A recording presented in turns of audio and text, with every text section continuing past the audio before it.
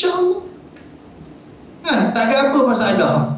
Kenapa kita nak tunjuk pada orang kita ada rumah besar? Kenapa kita nak tunjuk kereta besar? Kita nak tunjuk pada siapa semua? Sebab negeri ni kalau kata Rasulullah SAW kepada Ibn Abbas,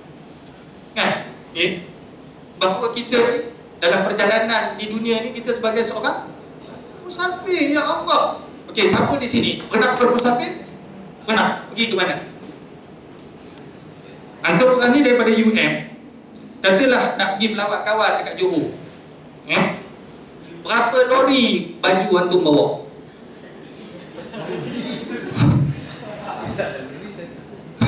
Satu beg je kan? Lah nak musafir je pun. Takkanlah kita nak bawa baju sampai berlori-lori, makanan sampai berkontena-kontena. Betul? Kita nak musafir pun. Maka kalau kita faham istilah tu, hidup di dunia ni kan, carilah sekadar keperluan kita sudahlah. Ada pun kelebihan, bagi. Makna hidup pada memberi. Makna hidup ni kan, Allah Subhanahu Wa Taala tengok diri kita ni dengan berapa banyak kita memberi. Allah Subhanahu Wa Taala tak tengok berapa banyak kita menerima, tetapi sejauh mana kita memberi pada orang. Ini yang paling penting. Mari kita banyak memberi, insya-Allah. Kalau apa pun yang kita miliki, insya-Allah mari kita banyak memberi kepada Allah Subhanahu Wa Taala. Allah tak perlu pun derma kita kan, infak kita. Kita sebenarnya yang perlu. Harta kita yang sebenar-benarnya bukan harta yang kita simpan. Harta kita yang sebenar-benarnya adalah apa yang kita beri. Sama juga ilmu kita yang sebenar-benarnya bukan ilmu yang kita simpan di kepala. Sebenarnya ilmu yang kita sampaikan kepada orang dan bermanfaat. Yang itu yang akan menyelamatkan kita kalau seandainya kita dah kembali kepada Allah Subhanahu Wa Taala. So, ilmu yang bermanfaat. Manfaat buat diri kita kan, manfaat buat orang lain. Jadi bagi orang yang tetap sombong, biarkan dia jalan. Mana buat? Kita tetap terus kena berdakwah kepada orang lain, insya-Allah. Boleh ya? Allah.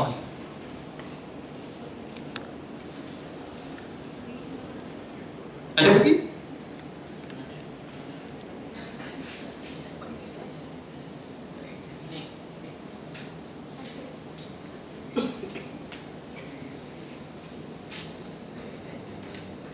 Saya bagi perkenalan nama serta daripada fakulti mana. Terima kasih.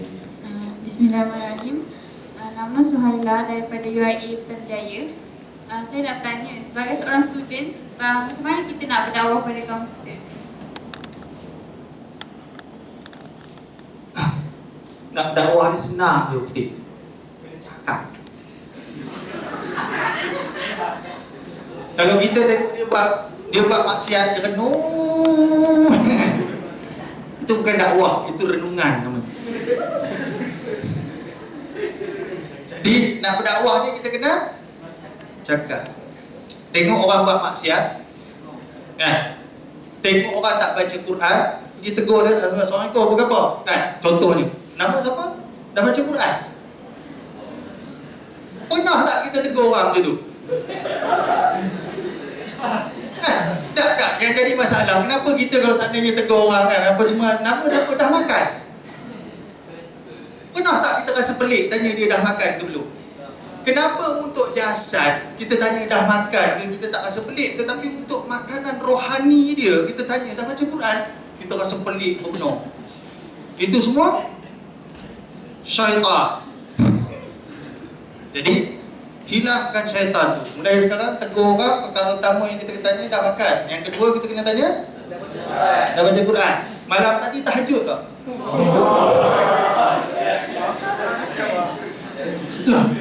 Apa peliknya? Berarti dia akan tanya kita, engkau tahajud? Itu paling tidak motivasi buat kita untuk tahajud. Kan baik tu kan. Jadi kalau seandainya suasana yang seperti itu yang hidup di tengah-tengah kita, subhanallah. Suasana bangun tahajud, suasana solat subuh berjemaah, suasana baca Quran, subhanallah kan, akan hiduplah suasana-suasana yang sangat membahagiakan.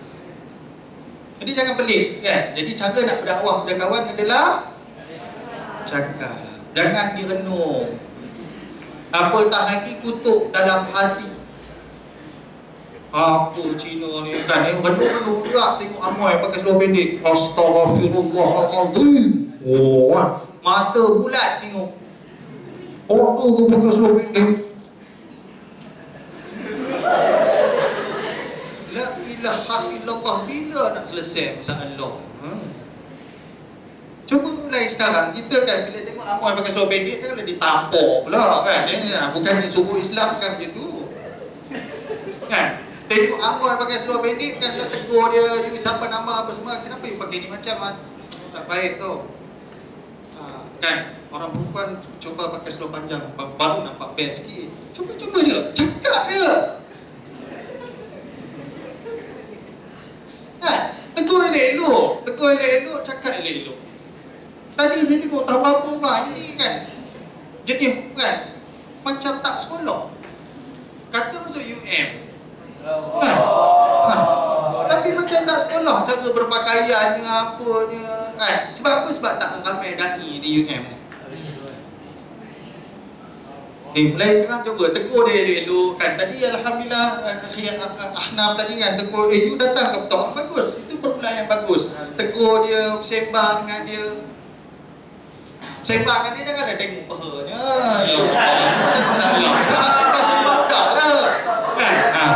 Jangan dia tengok, dia tenang pahanya kan. Jadi sembang dengan dia, tahulah kita macam mana nak buat kan. Lepas tu cuba cakap pelan-pelan.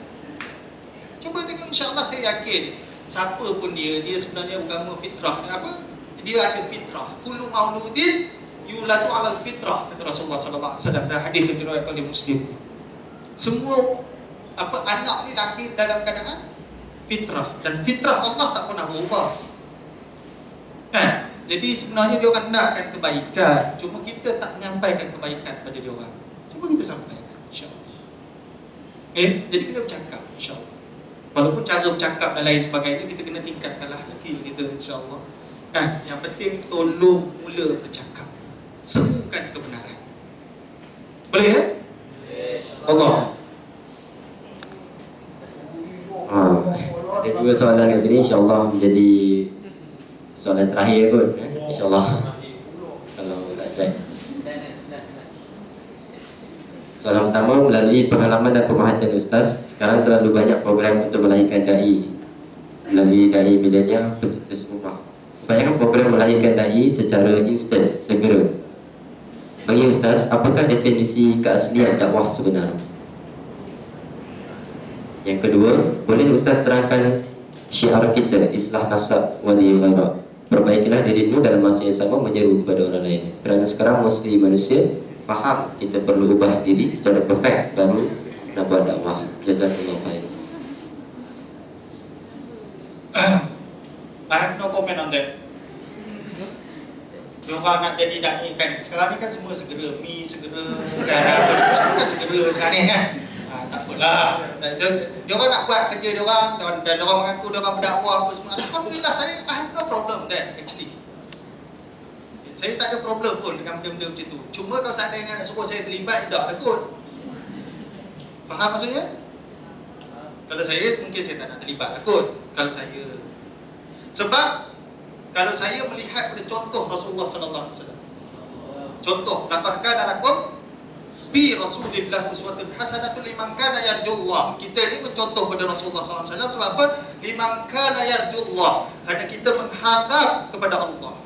Wal yaumil akhir, kita mengharap pada hari akhirat. Wa dzakarallaha katsira, dan kita sangatkan banyak berzikir kepada Allah Subhanahu wa taala. Itu sebab kenapa kita mencontoh pada Rasulullah SAW. Jadi apabila kita melihat pada contoh Rasulullah SAW, Rasulullah SAW membina da'i, bukan mencipta da'i. Sekali lagi ya, Rasulullah SAW membina da'i. Apabila kita bercerita masalah membina, bermakna dia ada proses yang sangat panjang. Jadi kalau saya lebih yakin dengan itu kot. Khairukum, kata Rasulullah SAW dalam hadis yang diriwayatkan oleh Bukhari, khairukum man ta'allama al-Quran wa 'allamahu. sebaik-baik kamu adalah mereka-mereka yang belajar Al-Quran dan mengajarkan. Dan kemudian ayat Al-Quran dalam surah yang ketiga ayat yang ke-79, Allah Subhanahu wa taala berfirman, wa kunu rabbaniyin bima kuntum tu'allimuna al-kitab wa bima kuntum tadrusun. Di situ Allah Subhanahu wa taala pakai dua-dua fi'il mudhari'. Fi'il mudhari' ni kalau orang belajar bahasa Arab, saya ni tak kerti lah kan, dengar orang cakap betul tak betul wallahu a'lam kan. Kalau fi'il mudhari' ni kan, ni bima kuntum tu'allimuna, tanda fi'il mudhari' tu ta di awal, waw nun di hujung, betul tak? Kena tanya ustaz kan. Tu'allimuna, mereka mengajarkan Al-Quran, bermakna mengajar ni dia tak boleh cuma umur 56 bencin, tak ada. Sebab tu'allimuna fi'il mudhari' ni kalau bahasa orang putih ni lah, kalau saya tak salah, saya ni pun tak sekolah tinggi, tak kerti cakap orang putih kan. Kalau saya tak salah orang putih ngabuk kan, tu'allimuna ni present continuous tense ni, keep on doing, ya ke? Bahasa itu lah. Tengok kan, nasib baik ada orang bijak ke depan kan. Tadrusuna sama pakai fi'il mudhari', bermakna satu proses yang ongoing, dia tak boleh berhenti. Jadi inilah proses untuk menjadi Rabbaniyin. Nak membangun generasi Rabbani, dia perlu proses yang berterusan. Ini ayat Al-Quran dan inilah yang telah dicontohkan oleh Rasulullah sallallahu alaihi wasallam. Jadi kalau saya mungkin kalau ditanya kepada saya lebih yakin dengan metod yang digunakan oleh Rasulullah sallallahu alaihi wasallam. Kalau saya lah, ada apa nak buat? No problem. Teruskan. Jangan gaduh-gaduh. Tak baik gaduh-gaduh ni. Ta'awanu 'alal birri wat taqwa wa la ta'awanu 'alal itsmi wal 'udwan. Jadi jangan buat musuh-musuh. Jangan membida'ahkan orang tak tentu hala. Kan? Jangan kata orang tu tak betul, orang ni tak betul. We do our work. Lebih baik kita fokus. Kalau macam sekali di yayasan, senang fokus pada orang muda kan? Sebab kami malas nak gaduh-gaduh dengan orang tua ni. Ya Allah kan, kan? Dia pergi ceramah di masjid, belum apa-apa dah ni, dia dah bila dia nak berhenti kejap. Puan apa tadi? Bahasnya bila nak berhenti kejap lagi kata dia. InsyaAllah kejap lagi saya berhenti. Jadi itu sebabnya kenapa kami lebih suka fokus pada orang muda, youth development. Sebab apa orang muda ni mudah, kami bagi tahu senang faham. Cakap dengan orang tua ni Masya Allah, dia keluar dalil-dalil, dia kadang-kadang muntah gitu buat. Itu sebab kami malas muntah-muntah. Baik kami bina orang muda insya-Allah. Daripada situ nak berniaga, jom kita berniaga. Jom kita kan, kami buat macam-macam program supaya orang muda ni berniaga insya-Allah. Develop yourself. Nak sambung belajar, okey, nanti insya-Allah kami bagi tahu nak sambung belajar di mana. Nak pergi New Zealand, nak pergi UK, nak pergi Amerika, nak pergi mana, India, Afrika, Kongo kan, boleh.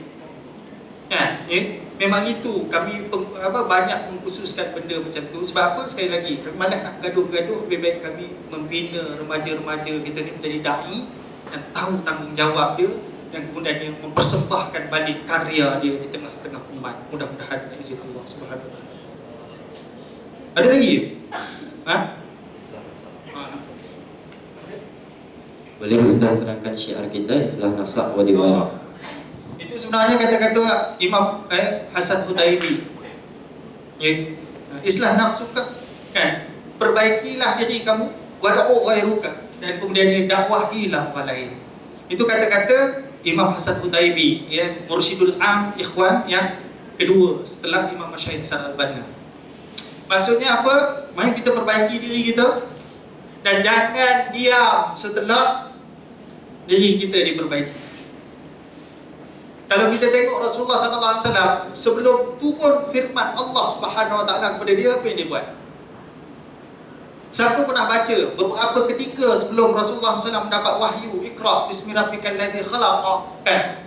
Apa yang Rasulullah SAW buat? Berkhalwah seorang-seorang di Gua Hira. Betul? Betul? Setuju? Berapa bulan Rasulullah SAW berkhalwah? Lebih kurang 6 bulan. Khadijah binti Khuwailid radhiyallahu anha menghantar makanan hampir setiap hari. Setelah turun wahyu, Iqra bismi rabbikal ladzi khalaq, khalaqal insana min 'alaq, Iqra wa rabbukal akram alladzi 'allama bil qalam. Setelah itu Rasulullah SAW tak pernah lagi dah berkhalwah. Baca dalam sirah. Rasulullah SAW mendapat saja wahyu Allah Subhanahu Wa Taala terus bertindak dan berbuat dan berbuat dan berbuat. Jadi ini sesuai dengan firman Allah Subhanahu Wa Taala. Allah Subhanahu Wa Taala berkehendak pada kita pun, ikhwan wa akhwat fillah rahimakumullah. Cuba tengok surah yang ke-6 ayat 122. Surah yang ke-6 surah Al-An'am ayat 122. Ada siapa yang nak tolong baca kan?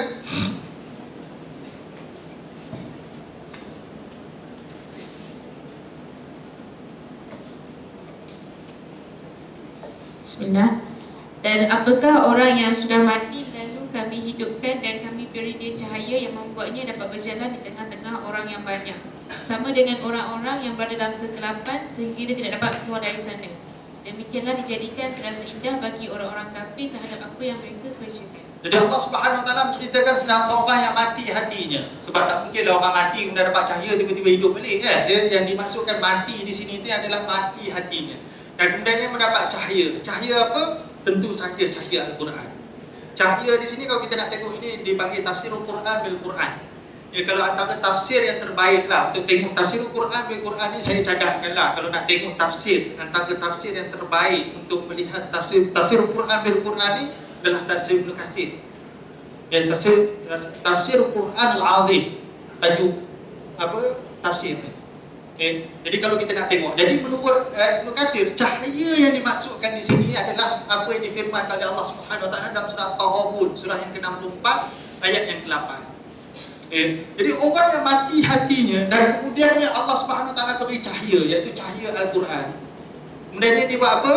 Yamshi bihi fin nas. Dia mula buat apa? Bergerak di tengah-tengah manusia dengan cahaya tersebut. Jadi kita ni bila dah dapat cahaya petunjuk Allah Subhanahu Wa Taala tak boleh duduk diam. Sebab kita memperbaiki diri kita, jangan tunggu baik dulu. Sebab ada hadis dalam hadis hasan. Rasulullah SAW mengatakan kan, yanhauna 'anil munkar. Cegahlah kemungkaran, kata Rasulullah SAW. Walaupun kamu belum meninggalkan semua. Dan semulah kepada kebaikan walaupun kamu belum beramal dengan semuanya. Hadis itu hadis hasan.